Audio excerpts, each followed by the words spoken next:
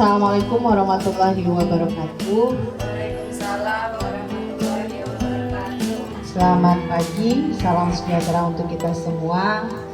Izin Bapak Ibu, Wakil Kepala Sekolah, kemudian Koordinator Komite Pembelajaran, lalu Ibu Bendahara. Pada pagi hari yang cerah ini, izinkan saya memaparkan terlebih dahulu kesimpulan mengenai hasil ya Bapak Ibu ya. Sebenarnya ini hasil dari pelatihan pembelajaran mendalam KS Palembang yang diselenggarakan oleh PGTK Sumsel, di mana pelaksanaan in kami itu selama 5 hari. Ya. Jadi yang pertama Bapak Ibu, yang kami dapatkan adalah sama seperti pola pikir di guru penggerak. Ini banyak alumni guru penggerak juga di sini. Jadi yang pertama yaitu mengubah PPT menjadi PPB. PPT itu Bapak Ibu pola pikir tetap. PPB pola pikir berubah. Atau yang sering kita dengar growth mindset. Kemudian Bapak Ibu, setelah kita memberikan penguatan mindset ya, growth mindset tadi, baru kemudian kita akan menguatkan pada pola pikir pembelajaran mendalam. Pola pikir pembelajaran mendalam ini adalah yang kita tahu berapa sih, yaitu mindful, meaningful, dan joyful. Nah, yang terpentingnya di mana? Di kerangkanya Bapak Ibu, kerangka pembelajaran mendalam, yaitu yang pertama praktik pedagogik, yang kedua kemitraan, kemudian lingkungan pembelajaran, dan yang keempat pemanfaatan digital. Nah, untuk menggerakkan kerangka ini tadi, kerangka pembelajaran mendalam, di hari akhir kami Kepala Satuan Pendidikan mendapatkan penguatan baru, yaitu dengan pendekatan inquiry kolaboratif Bapak Ibu. Itu dari yang pertama kita mengidentifikasi dulu, kalau nggak salah dari Bapak Ibu asesnya. Jadi ada 4, yaitu mengidentifikasi dulu ases. Ases itu kekuatan kita. Di sini nggak ada kelemahan Bapak Ibu. Kita di pembelajaran mendalam ini tidak ada berbicara tentang weakness, karena pendekatannya sekarang adalah SOA.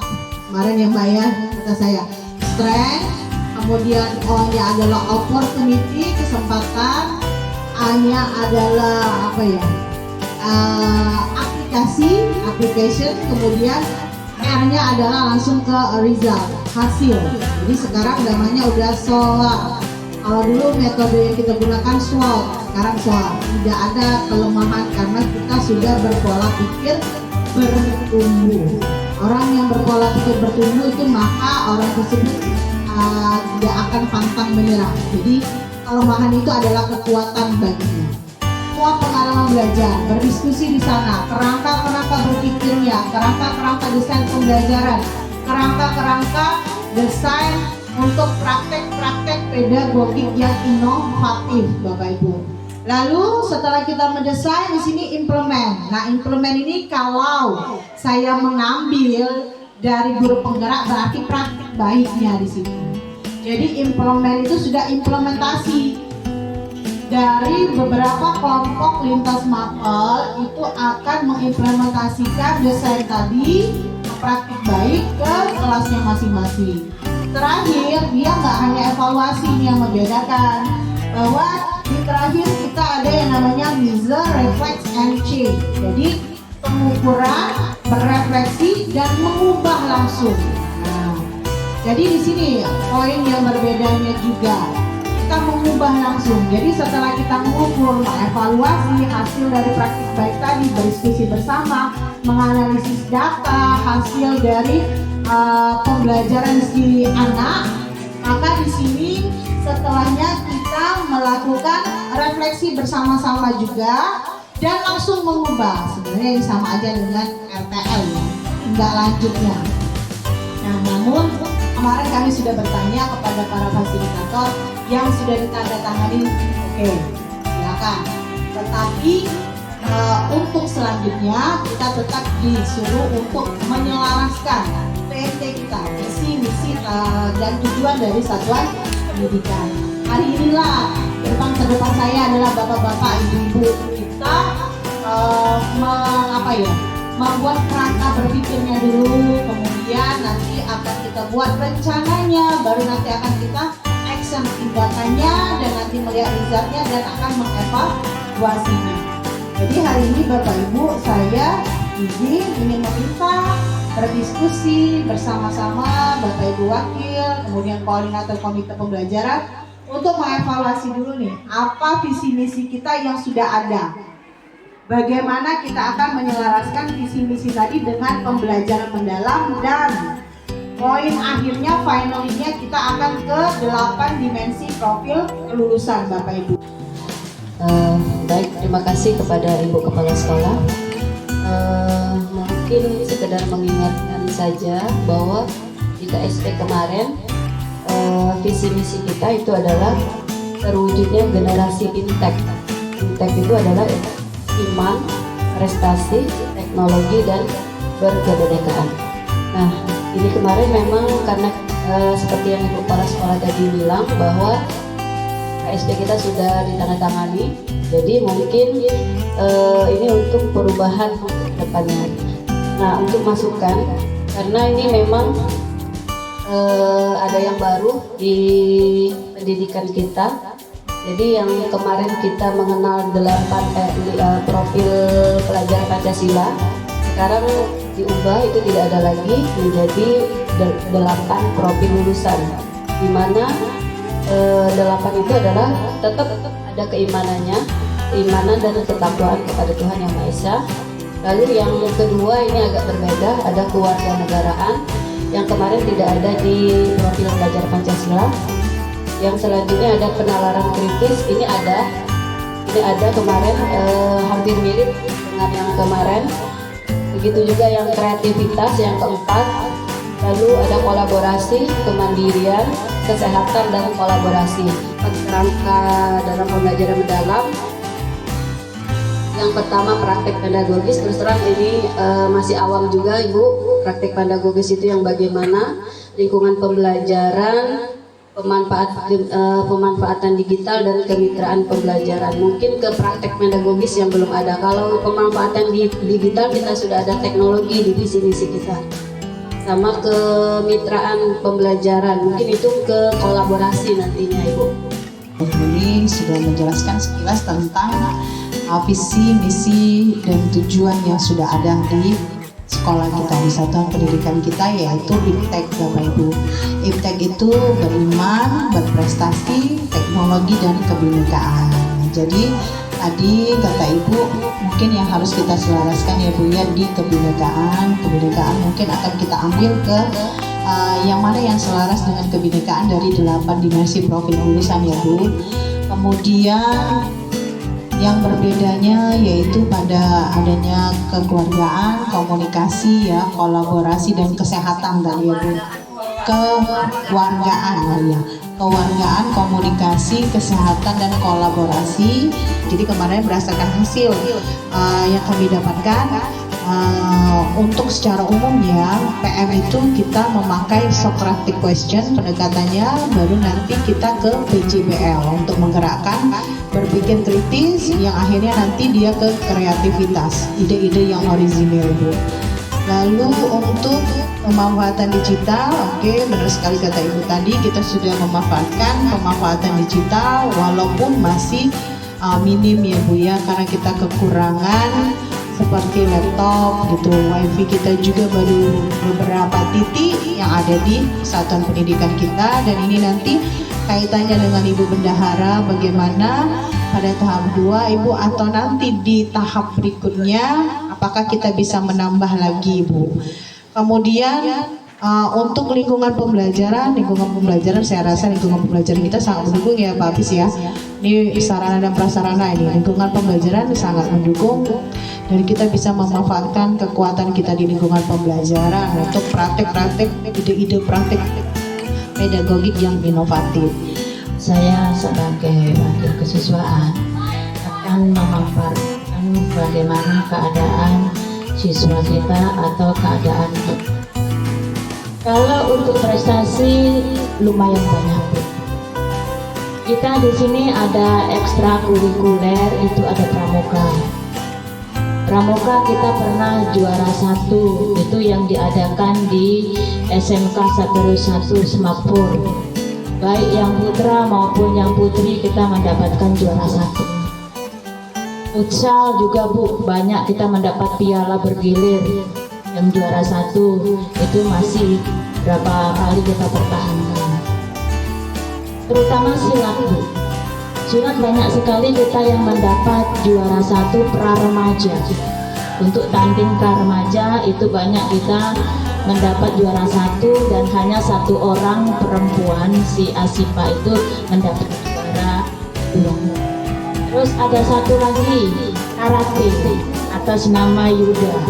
Itu dia mendapat juara 1 juga. Sekarang ekstra kita ada tambahan yang baru ini, kita untuk paskib. Nah, paskib kita sudah mulai, Bu. Anak-anak kita 17 Agustus kemarin sudah menggunakan anggota paskib dan itu luar biasa. Bagus. Anak-anak paskib mengambil tugas pada acara 17 Agustus kemarin. Jadi itu kekuatan kita ya Bu ya, prestasi kita di non akademi. Kita belum bisa mencapai prestasi di akademinya. Nah, ini prestasi-prestasi non akademi ini semuanya kita dapat dari ekstrakurikuler di satuan pendidikan kita.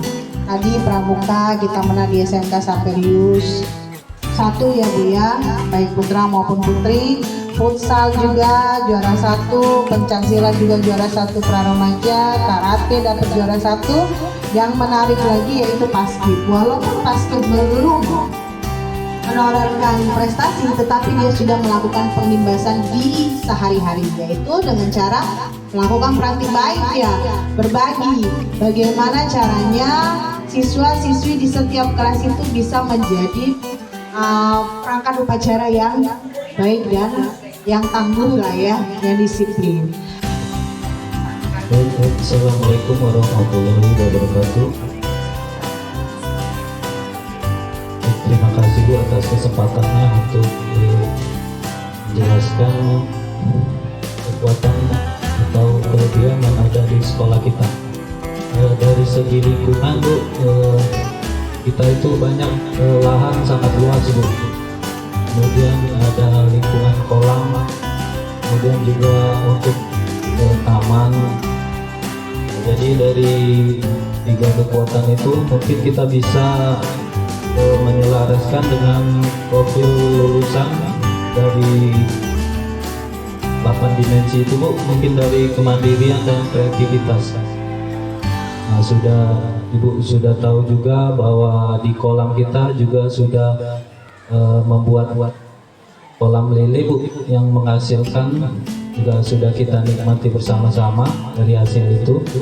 Itu pun dari iuran dari bapak-bapak dan guru-guru semua yang ada di SMP Negeri 23. Nah, mungkin itu bisa disambungkan dengan ke siswa nantinya dengan visi dari sekolah kita IPTEK, yaitu beriman, berprestasi, teknologi dan kebinekaan global. Mungkin diselaraskan dengan dimensi lulusan bisa menghasilkan kemandirian bagi siswa. Jadi mungkin siswa bisa dilibatkan dari hasil lele itu juga mungkin bisa untuk membantu keuangan dari infak juga Bu. Kemudian untuk taman juga Bu, Ibu juga sudah membuat taman di dekat kolam itu Bu. Mungkin dari situ juga bisa diterapkan jadi kelas di luar ruangan Bu. Jadi menambah inovasi guru untuk mengajar. Jadi siswa tidak bosan berada di dalam kelas. Nah, terkait lahan tadi Bu, juga Ibu sudah ya sekolah juga sudah melaksanakan menanam di lingkungan sekolah dari pramuka, bidang pramuka. Nah, itu juga mungkin bisa menjadi program sekolah untuk menambah kreativitas siswa dan kemandirian siswa, sehingga sekolah kita menjadi rindang dengan banyak tanaman-tanaman dari bantuan-bantuan dari siswa dan sekolah. Mungkin itu saja Bu, yang kelebihan dari lingkungan sekolah kita, sarana dan prasarana. Mungkin untuk sarananya mungkin dari segi proyektor mungkin bisa ditambah Bu untuk setiap tahunnya, agar setiap kelas dapat mendapatkan hak dan kebutuhan yang sama bagi setiap siswa. Mungkin itu saja dari saya. Terima kasih. Untuk lingkungan saya setuju sekali Bapak Ibu, mungkin Bapak Ibu di sini juga setuju bahwa lingkungan kita ini sebenarnya banyak banget kekuatannya ya. Dari mulai keadaan lingkungan yang asli, banyak pepohonan Bapak Ibu. Di sini kalau kemarin yang saya dapatkan pada saat penyelarasan visi misi, sebenarnya visi misi itu harus kekuatannya tuh di sini Mbak. Yang paling besar kekuatan kita tuh apa di sini? Seperti ya kemarin kami berbagi praktik baik SMP 11 ya kalau nggak salah. SMP 11 itu sama kayak kita Mbak. Dan dia untuk visi misi dan tujuannya dia lebih memang ke sampah organik itu dikelola gitu, dibuat menjadi pupuk. Nah mungkin nanti saya akan bertanya gimana cara pembuatannya, butuh biayanya gimana gitu kan, kemana mereka kemudian setelah mengolah menjual ya. Nah menjual itu pasarannya tuh kemana gitu. Lalu yang kedua mereka juga mengolah itu sampah plastik. Mereka sebagai sekolah penyumbang terbesar di Kota Palembang untuk sampah plastik. Dan yang lebih hebatnya Bapak Ibu, uangnya itu bisa berguna untuk satuan pendidikan. Jadi kembalinya ke satuan pendidikan. Saya dengar hasilnya lumayan loh itu. Nah, jadi mereka itu memang meninjau itu dari yang pertama sepertinya selain guru ya, selain SDM itu lingkungan dulu, lingkungannya. Dan kalau saya berefleksi setelah mendengar penjelasan itu, kayaknya lebih besar lingkungan saya loh daripada mereka itu satuan pendidikannya. Kayak matematika misalnya, mau mengukur apa lahan misalnya, mau apa misalnya Pitagoras, itu kan aritmatika dari dedaunan. Nah itu artinya ada konsep Bu. Tapi di sini nih belum ada konsepnya gitu. Yang saya lihat praktik pedagogik yang dilakukan oleh para guru kita hanya sebatas kenyamanan baru, kenyamanan saja. Assalamualaikum warahmatullahi wabarakatuh. Izin Bapak Ibu menyampaikan dari persepsi pandangan saya selama saya berada di sini. Untuk praktik pedagogis yang dilaksanakan oleh guru-guru, kalau dikaitkan dengan dalam materi atau PM itu materi yang sudah saya terima itu model yang disarankan untuk praktik pedagogis itu inquiry learning, discovery learning, PBL, PJBL, contextual learning atau diferensiasi, STEM atau STEM. Nah, di antara beberapa model yang saya sebutkan tadi, memang tidak semua guru melaksanakan, tapi semangat mereka untuk melaksanakan ada Ibu. Seperti pembelajaran biologi untuk penggunaan teknologi juga mereka menggunakan. Di sini walaupun ada beberapa guru senior maupun junior, mereka sama Ibu. Mereka tetap menggunakan teknologi. Seperti Bu Renawati dalam beberapa minggu ini sudah mencoba untuk quizzes. Dia memanfaatkan teknologi yang kita punya, yaitu dari segi wifi dan infocus. Kemudian walaupun wifi-nya terbatas, dia juga menggunakan kuota pribadi kemarin walaupun agak terhambat gitu Bu ya. Nah jadi kalau menurut saya di sekolah ini sudah menerapkan beberapa model yang sudah disarankan, hanya penegasannya baru di tahun ini lebih fokus ke pendalaman pembelajaran mendalam atau deep learning PM. Dan untuk komunitas belajar selama saya berada di sini memang belum berjalan secara terjadwal. Tetapi kalau dari segi berbagi praktik baik, para guru sudah melaksanakan.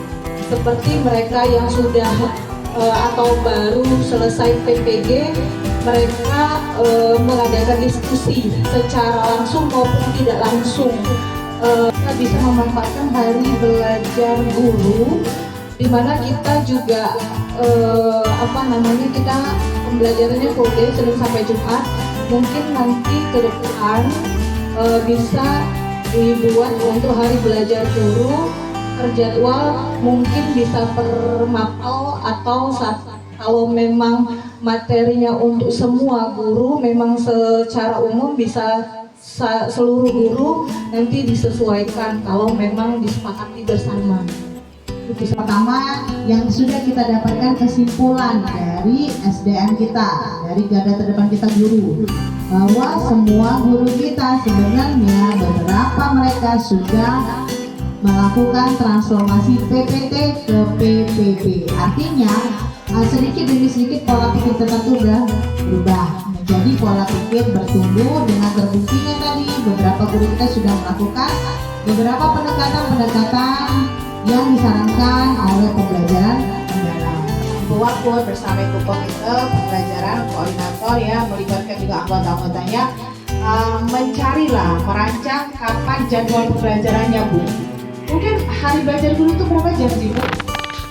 2 jam cukup nggak? Di satu hari, iya satu hari itu seluruhnya kan Bu, berapa jam lagi?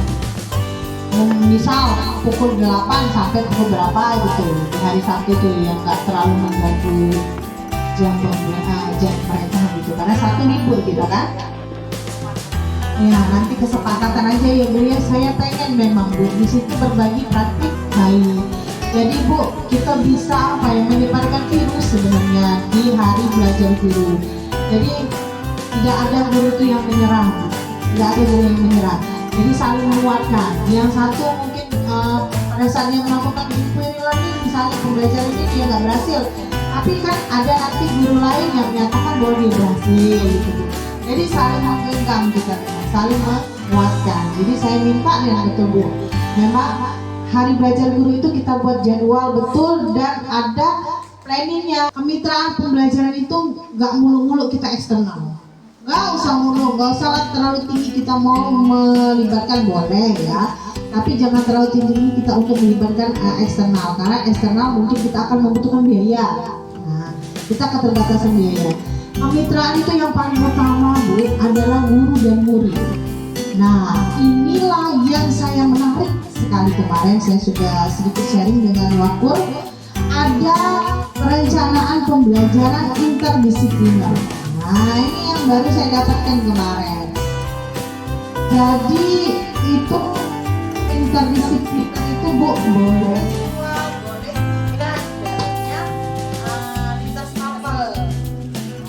Keren Bu, saya kemarin itu ada contoh interdisiplinernya adalah perubahan dampak iklim, berarti berupa dengan bahasa Inggris. Sebenarnya kalau bisa disatukan lagi, Mas, saya kemarin memberi pendapatnya disatukan lagi matematika itu masuk, karena di sana mereka belajar minus gitu kan, minus berapa derajat Celcius, jadi di situ sebenarnya bisa Bu, kata saya itu masuk juga tuh matematikanya. Jadi 3, jadi kalau ada satu guru kita aja yang lemah, ini bisa kita gabung, atau yang malas, guru kita yang malas, kita nggak menutup mungkin ya banyak juga guru yang malas, karena dia kemalasan itu bisa kita tinggal dari beberapa pandangan. Bukan berarti dia itu bodoh, bukan Bu. Kemalasan itu mungkin dia gatek gitu kan, dia nggak melek iptek, akhirnya dia PPT, adalah dari jalan nyaman aja gitu kan akhirnya dia. Terus nggak adanya penguatan dari guru lain gitu kan, support motivasi dari guru lain. Nah kalau dia melakukan interdisipliner ini Bu, Interdisipliner ini bukan hanya di kokurikuler. Kalau sekarang kan kita kokurikuler ya Bu ya. Nah, ke perencanaan pembelajaran itu bisa terjadi. Kayak misalnya bahasa Inggris misalnya, ada yang nggak kuat misalnya di sana untuk teknologinya. Kita dampingi dengan misalnya IPA Cika misalnya, dia kuat teknologinya gitu kan. Nah, kalau mau lebih lagi misalnya kita dampingin ke matematika, siapa yang nggak kuat teknologinya juga di situ Bu. Jadi keren banget kemarin pembelajarannya memang. Sangat keren. Pembelajarannya nggak pakai digital yang terlalu tinggi itu enggak, biasa aja LCD video pembelajaran. Tapi video pembelajarannya diambilnya video pembelajaran yang bahasa Inggris dan iklimnya itu saya lihat.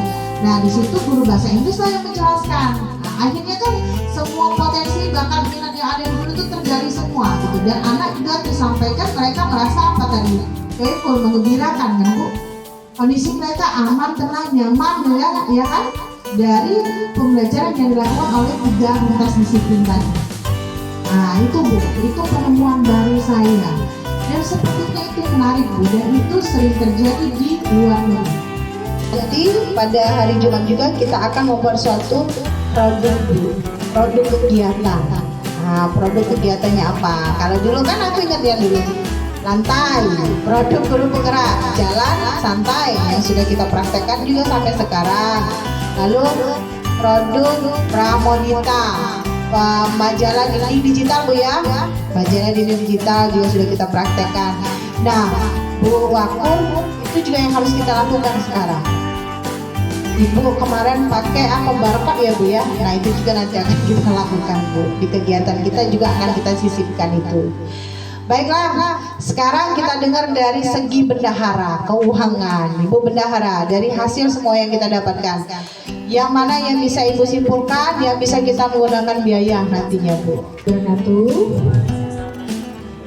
Jadi seperti yang sudah disampaikan oleh Ibu Kepala Sekolah, Ibu Wakil Kurikulum, Ibu Kesiswaan, serta Bapak Sarana Prasarana dan Ibu Komite Pembelajaran, di dalam dana BOS itu seperti yang kita ketahui ada 8 standar Ibu.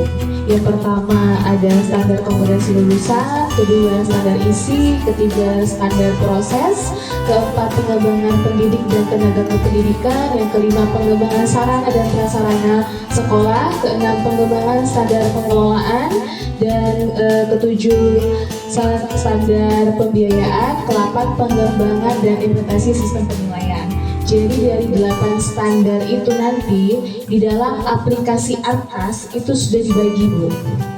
Ya, sudah dibagi item-item apa saja yang boleh kita beli, yang boleh kita masukkan ke dalam pembiayaan sekolah. Kembali lagi ke peraturan Kemendikbud Dana BOS 2025. Apa saja yang boleh kita beli, apa saja yang tidak boleh kita beli, itu semua sudah tercantum di dalam Permendikbud tahun 2025. Nah, seperti yang Ibu bicarakan tadi itu mengenai bibit ikan ya Bu ya. Nah, bibit ikan, jaring ikan, dan makanan ikan sebenarnya itu kalau kita pikir masuk ke dalam pengembangan sarana dan prasarana sekolah. Akan tetapi itu kembali lagi ke dalam penggunaannya.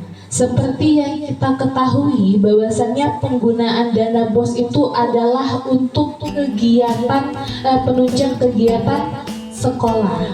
Nah, kembali lagi ke tujuan kita. Kolam itu apakah untuk pembelajaran, apa untuk apa? Seperti itu. Nah, nanti kita kalau untuk pembelajaran sekolah itu nanti kita bisa diskusikan dengan tim markas Bu. Apakah boleh, apakah tidak, karena itu termasuk barjas sebenarnya. Ya, sebenarnya itu termasuk barjas. Nah, tapi kembali lagi ke Juknis Permendikbud 2025. Terus apa yang disampaikan sama Bapak Hafiz tadi mengenai LCD proyektor. Nah, kita kemarin sudah bertanya dengan pihak inspektorat, sebenarnya boleh mau membeli 10, mau membeli 15, laptop pun juga begitu sebenarnya boleh, karena itu memang untuk penunjang pembelajaran sekolah. Akan tetapi benar kata Ibu Nurzila tadi ada kesenjangan dari antara pembenaran inspektorat dengan tim markas. Nah itu lagi nanti yang akan kita selaraskan Ibu dengan tim markas bagaimana untuk tindak lanjutnya di tahun 2026. Apakah kita boleh beli 10 LCD proyektor, apakah kita boleh beli laptop juga lebih dari 3, karena kalau untuk laptop setahu saya itu dibatasi memang 2. 1 tahun itu hanya boleh beli 2 laptop saja, tidak boleh lebih dari 2. Nah itu nanti kita boleh tindak lanjut lagi sama tim markas dalam penyusunan Arkas tahun 2026. Baiklah Bapak Ibu, terima kasih atas sumbang sarannya. Diskusi kita hari ini sangat menarik sekali. Jadi betul sekali apa yang kami dapatkan, penguatan di pelatihan pembelajaran mendalam, bahwa kepala satuan pendidikan itu wajib untuk melibatkan semua stakeholder yang ada di sekolah, yang ada di satuan pendidikannya, agar terciptalah penyelarasan visi misi tujuan tadi dengan pembelajaran mendalam, dengan kerangka berpikir pembelajaran mendalam yang tadi, yang ada 4 tadi ya: praktik pedagogis yang inovatif, kemudian lingkungan belajar, kemitraan pembelajaran, dan pemanfaatan digital yang akan kita rumuskan berdasarkan soal agak susah saya ngomongin soal ya, soal strengths-nya, opportunity-nya, application-nya, kemudian result-nya, hasilnya, dengan tadi menggunakan pendekatan inquiry kolaboratif Bapak Ibu. Inquiry kolaboratif tadi apa Bapak Ibu? Pertama ada 4 tahap, yaitu tahapan akses ya. Akses itu identifikasi. Kemudian yang kedua tahapannya desain, mendesain bersama-sama, kita mendesain praktek pedagogik yang inovatif demi tercapainya pembelajaran yang mendalam atau deep learning. Kemudian implement itu nanti di hari belajar ya. Hari belajar nanti kita kuatkan praktik baiknya ke kelas. Tadi Bu, saya ingin sekali adanya interdisipliner Bu pada saat kita praktik baiknya.